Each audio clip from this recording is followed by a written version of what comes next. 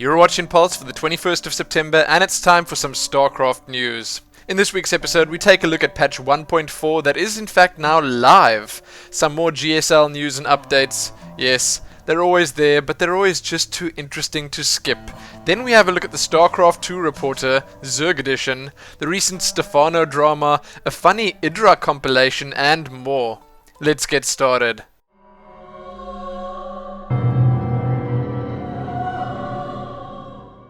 So the biggest of this week's news is probably the fact that StarCraft II Wings of Liberty patch 1.4.0 is in fact now live. While there were quite a few interesting changes here, and in my opinion quite a few cool additions, we have covered most of this before. So if you are interested in looking at everything that changed and was added in patch 1.4.0, you can find the notes linked below. I would say it's probably worth having a look at them. So while I'm not going to cover all the patch notes, I will tell you that Neuroparasite was changed again. It has been unnerfed, I suppose. It can now once again target massive units, but its range has been reduced from 9 to 7. Blizzard's reasoning behind this is they say that this change will probably make choices regarding positioning and unit composition more important while using the Infester.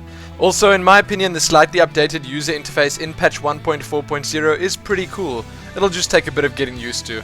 As I said, have a look at the full patch notes below and be sure to let me know what you think about all of this. Do you think the Neural Parasite change was a good one? Or did you like the fact that it couldn't target massive units?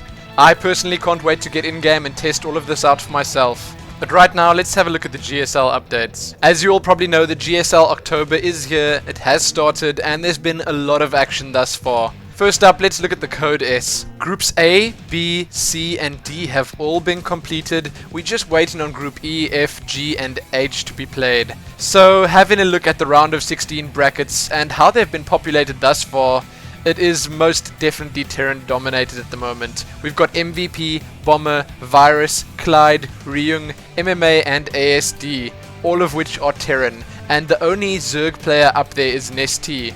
We don't have any Protoss just yet. I suppose for some people it's pretty sad that Korea is as Terran heavy as it is right now, but you can't deny the fact that these guys are indeed incredibly amazing StarCraft II players. I suppose it's up to July, Hongang, Losira, Genius, Lenok, Killer, Dongregu, and Koka to represent the other races. They have yet to play their games in their groups.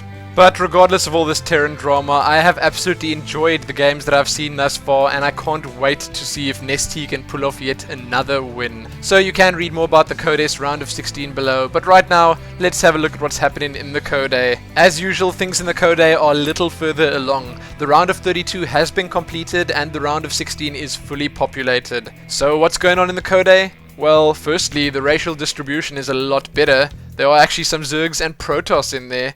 And secondly, the two foreigners, Select and Show, are already in the round of 16, which is pretty great.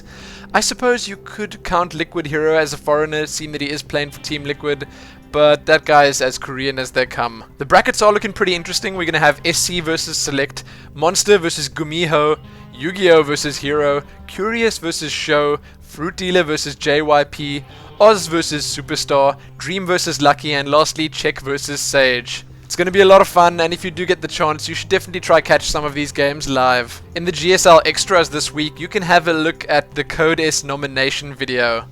This was pretty interesting because GSL was actually there to do Huck's picks for him, and let's just say that things got a bit out of hand. You can have a look at the video for yourself, and I think if you want to see GSL's antics, you can skip to around the 40-minute mark. That's where it all starts. Then you can read about the 3 players that the guys from the GSL and GOM TV are sending to ESWC, and the guys over at ESFI World have a video up titled Get to Know the Code A Players of GSL October.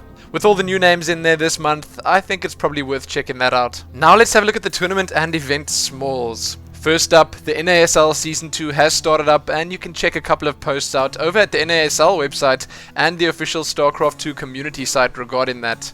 You can have a look at the MLG Orlando player pools.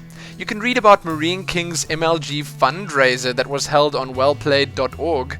It is pretty amazing and you should probably check it out. Dongregu took DreamHack Valencia. You can download a replay pack from that event. DreamHack is now officially culture after winning a tax dispute.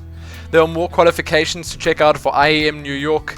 GG's Lost Shadow is having a streaming marathon. He's going to play 200 games in a row.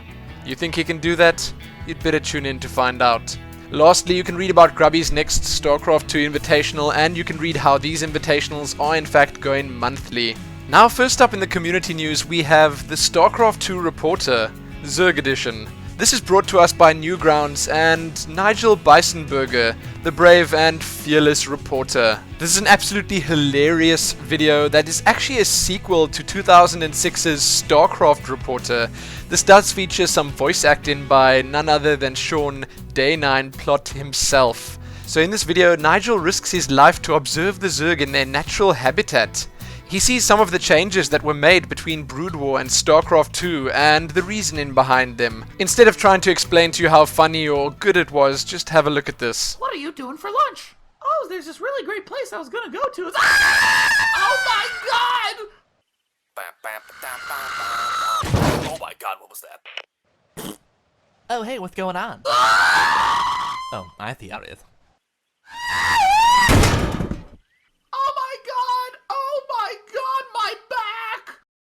Okay, now I give you permission to go and watch the entire video and then come back and listen to the rest of the news.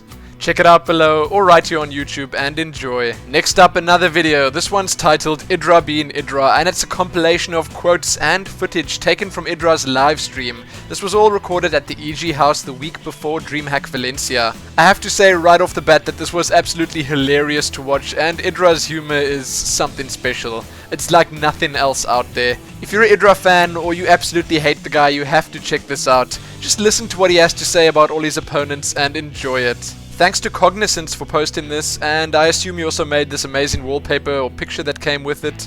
Well done. Next and last up in the community news, we've got another little bit of esports drama. This is focused on Stephano and his recent adventures with Team Complexity and Millennium. So let's have a look what happened, and a huge thanks to Zerpath from over at the Team Liquid forums for summarizing this all. It makes it look like that much more of a conspiracy in this form. Apparently Stephano signed with Complexity because he heard they were going to pick up Naniwa. Then Millennium brought out their French lawyers, who are apparently the best in the world, and denied him that. I'm not sure if he re-signed with Millennium or not, but apparently he was held back. Once Naniwa heard that Stephano was staying in France and with Millennium, Naniwa wanted back out of the Complexity deal and wanted to stay with Dignitas. But Dignitas apparently couldn't afford to renew Naniwa's contract anymore because they had already reassigned their funds to pick up Sase. Then it gets even more complicating as Complexity Gaming's lawyers try to sue Millennium and Stephano, but Millennium claims that they can't do that because of law loopholes. Basically, everyone's confused, everyone is suing everyone, and apparently everyone also wants Stephano on their team. As far as I can tell right now, the situation has not been resolved. Millennium is trying to have talks with Complexity Gaming, but things are not going as smoothly as planned. I didn't realize Stephano was as big a deal as this, but apparently to these teams he really is. If you guys want to and you're interested, you can read more about this below, but I'm not going to go into too much detail here. It is way too confusing and it's making my head hurt. Let's check out the community smalls.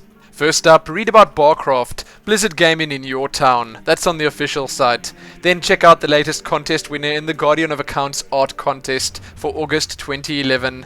You can check out the first teaser from StarCraft Ghost Spectres, and you can have a look at an interesting post series titled We Love Esports, a look back at the first year of StarCraft II competition. Then lastly, on the official site, you can have a look at quite a lot of new StarCraft fan art. Apparently Fnatic MSI have opened a Korean StarCraft II academy, Gosu Gamers have added another Korean to their lineup, Grubby has started vlogging about his experiences in the Team Liquid OGS house, Dignitas and Naniwa have parted ways, Pult has left Prime, Major is playing in the TSL house in Korea, Six Jacks has disbanded, there's a Pros team house tour and a bunch of interviews up that you can have a look at, a pretty interesting interview with Nurchio, an interview with Thorzane where he says it's nice to be back in Europe. Over at myeg.net you can have a look at the Year in Review interview series. This is with EG in control, and then the follow-up to Machine vs. Food. Episode 2 features Evil Geniuses vs. Habanero Peppers. Then a Nada interview where he says foreign tournaments are much more fun. Apparently Flash's wrist surgery has been successful. And lastly, you can have a look at a video of Day9 visiting Megumix Bear. What a stud, what a player. Sadly, that's all I have for you in the StarCraft news for this week. Check back here soon for more. Remember to check the links below for all the news that I spoke about this week and more. As usual, like the video, favorite it, share it with your friends, and subscribe. Most importantly though, happy StarCrafting.